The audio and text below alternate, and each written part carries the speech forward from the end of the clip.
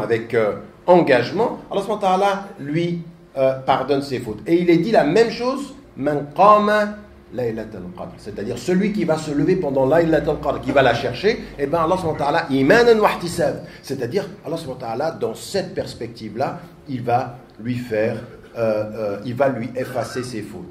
Ça veut dire quoi, effacer ses fautes? Ça veut dire qu'il y a dans ce mois, comme il y a dans Laylatul Qadr, quelque chose qui est lié à la purification.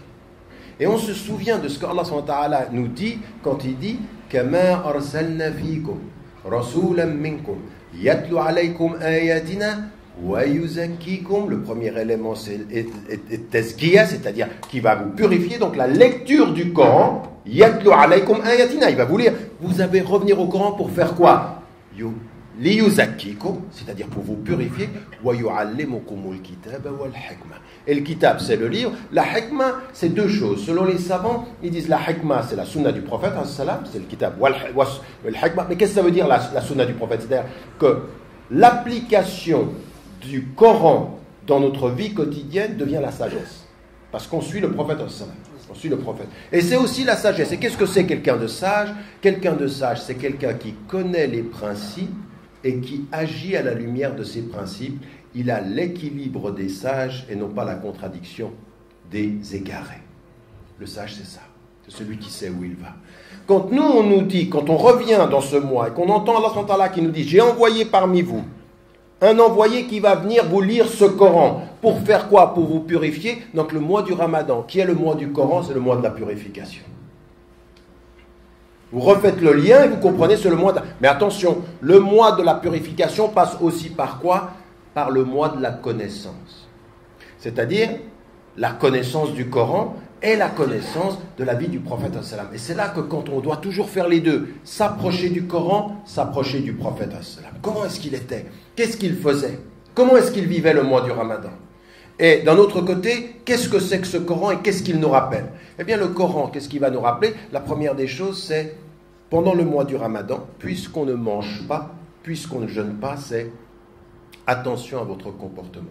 Et l'imam al-Ghazali, Abu Hamid al-Ghazali, il disait, il y a 3 niveaux du jeûne. Il y a le jeûne qui est le jeûne du corps, c'est-à-dire le fait qu'on ne va pas manger, on ne va pas boire. Ce que font la majorité des musulmans.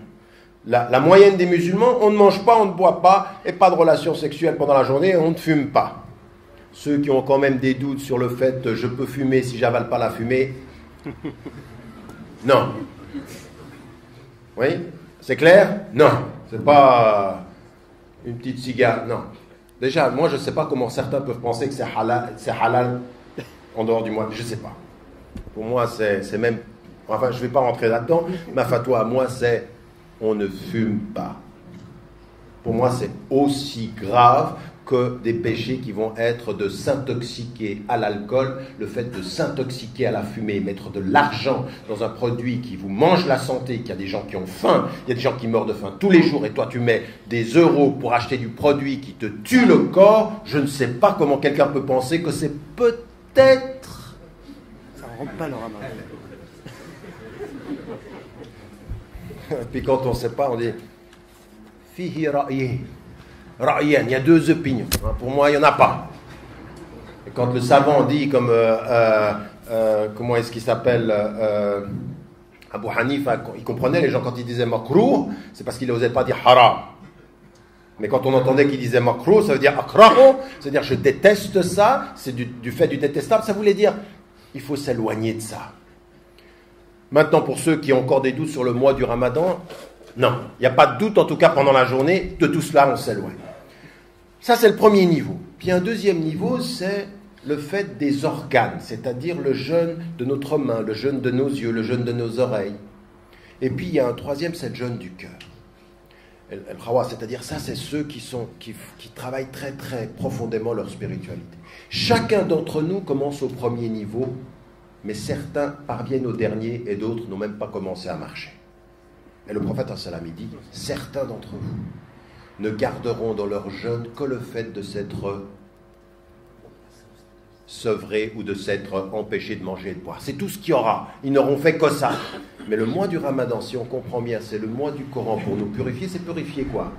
D'abord, la première des choses, comme le dit toute la tradition mystique en islam, la profonde tradition mystique, pas ceux qui sont les soufis contemporains où ils disent, non, moi je parle de ceux qui sont très très profondément, ceux qui comprennent l'islam comme quand on est proche de Dieu, c'est pas qu'on enlève la prière, c'est pas qu'on enlève le jeûne, c'est qu'on ajoute du jeûne, qu'on ajoute comme le prophète as-salam. Le prophète as-salam, il voulait pas montrer trop aux gens pour pas trop peser, et pendant la nuit, lui, il priait plus quand personne ne le voyait. Nous, les mystiques d'aujourd'hui, ils sortent, ils prient pas, ils disent à tout le monde qu'ils sont mystiques, et dans la nuit, ils dorment.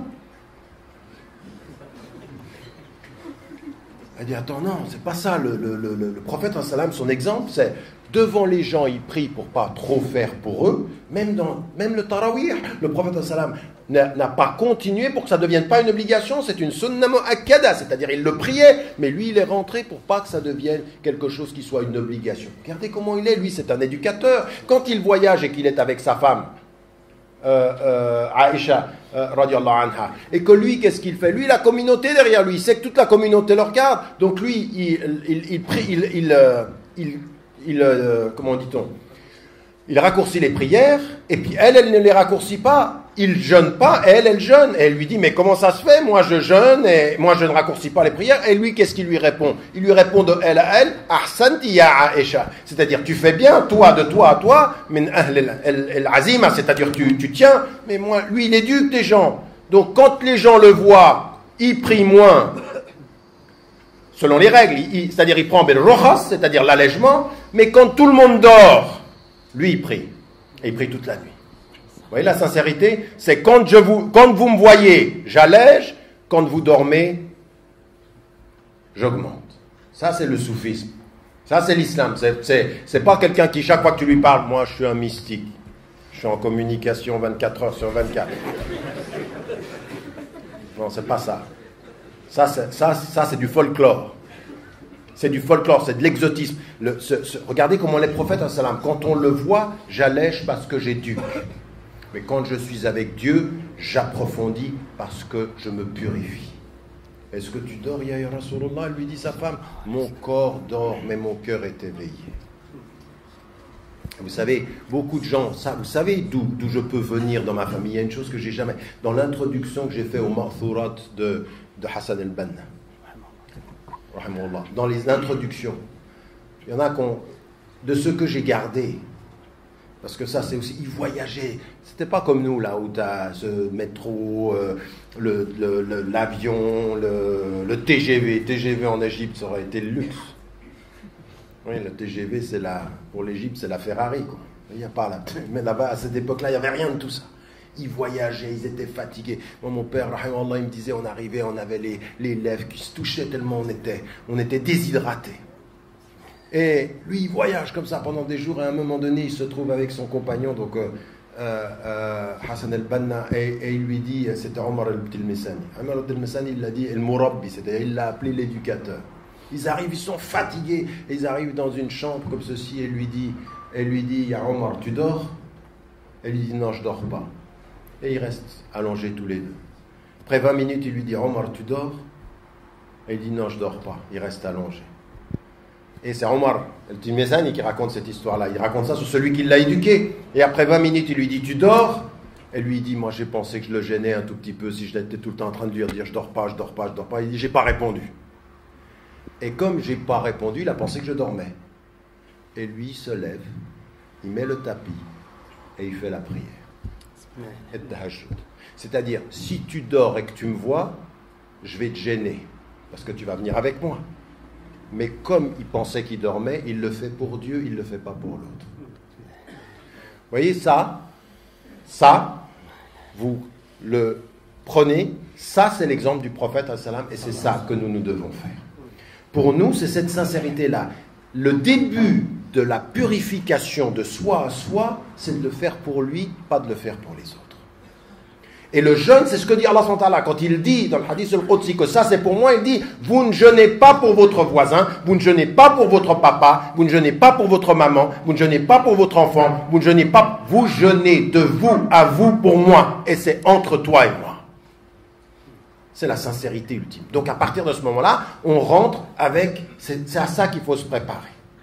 Donc c'est ce travail de purification-là. Et ça veut dire, si vous pouvez, alhamdulillah, après c'est une question de discipline. Le mois du Ramadan, vous savez quand il est dit, le Fajr c'est comme ça, le Maghrib c'est comme ça, qu'est-ce que ça veut dire?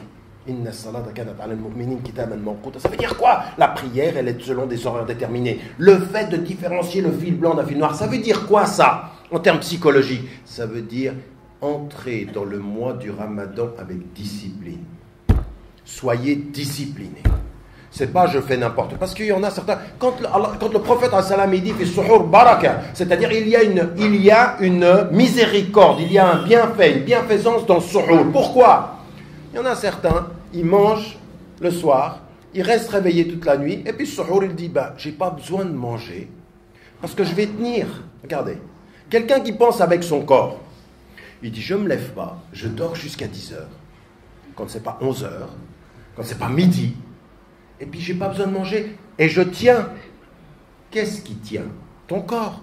Mais le jeûne, c'est pas que ton corps tienne. C'est que ton cœur s'ouvre. Et alors, il faut se lever pour ressortir parce qu'il y a une baraka. C'est là où il y a des anges. C'est là il faut se lever. Lève-toi et discipline-toi à te lever. Et quand tu te disciplines à te lever pour ressortir, ça veut dire que tu vas dormir un tout petit peu plus tôt. Ça veut dire que tu vas dormir de façon plus régulière. Et tu vas gérer ta fatigue.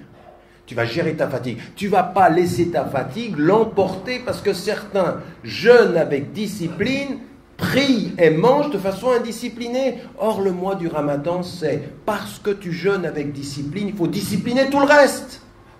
Ta prière, ton repas et ta façon d'être avec les règles. Donc, il faut tout changer. C'est un mois de rupture.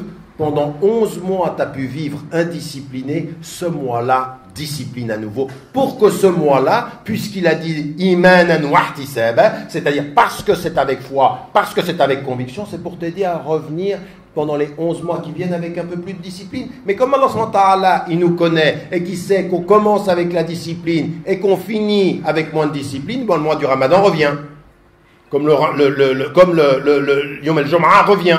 Comme la prière revient 5 fois, parce que nous sommes des êtres d'oubli, parce que nous sommes des êtres de négligence, parce que nous avons été créés faibles. C'est-à-dire que nous sommes des êtres qui ont des faiblesses qui sont même dans notre constitution intellectuelle. Il faut le Coran, c'est dhikr, ça veut dire quoi? Rappelle-toi parce que ta conscience oublie. Donc quand on rentre dans le Ramadan avec ceci et qu'on comprend qu'il faut discipliner son corps, après on va discipliner sa lecture avec le Coran. Et ça aussi c'est très important quand on va se préparer pendant le mois du Ramadan. Faites très très attention à ça. Parce qu'il y en a certains qui se disent chaque jour je vais lire 1/30 du Coran. Comme ça je l'aurai terminé. C'est bien. Si vous pouvez le faire de cette façon-là, c'est bien. Mais attention, ne faites pas en sorte de vous imposer une quantité qui va vous faire perdre la qualité. Vaut mieux lire moins et profondément que lire beaucoup et mal. Parce que la lecture qui compte les pages est une lecture de comptable. La lecture qui lit le sang, c'est une lecture d'adorateur. Al-qira'at ta'abbudiyya, c'est pas les pages. Al-qira'at ta'abbudiyya, il y a ta'abbud. Et la ibada. Et ça, c'est une chose qui est très très importante qu'il faut absolument, parce que c'est comme ceci, yatlu alaykum ayatina wa yuzakkikum, c'est-à-dire attention, faites attention, n'ajoutez pas en quantité ce que vous ne pouvez pas supporter en compréhension. L'essence là. Donc il vaut mieux se dire, chaque jour, si je vais à la prière, je vais faire le tarawih, alhamdoulilah, l'imam il va lire le Coran, je vais pouvoir suivre, mais moi, chaque jour, de façon disciplinée. Donc je me donne quelque chose. Et le prophète, qu'est-ce qu'il a dit? Qu'Allah, il aime ce qui fait les petites choses, mais qui durent. Et il y en a certains d'entre nous, le premier jour du Ramadan, ils te lisent bien. Deuxième jour, bien. Troisième jour, pas mal. Presque pas. Et puis les 10 derniers jours, khalas. Le prophète, c'était le contraire. C'est 20 jours où on se bat, et les 10 derniers jours, il en réveillait sa famille, il en rajoutait. C'est là où il y a le djihad, c'est dans cette fatigue-là. Mais c'est pas 20 jours. Non, nous, c'est le contraire. Même, vous savez, moi, je fais des chroniques tous les jours. Si vous allez sur le site, chaque jour de Ramadan, je fais une chronique de 3 minutes. C'est très marrant, parce que moi, je peux voir comment sont les musulmans.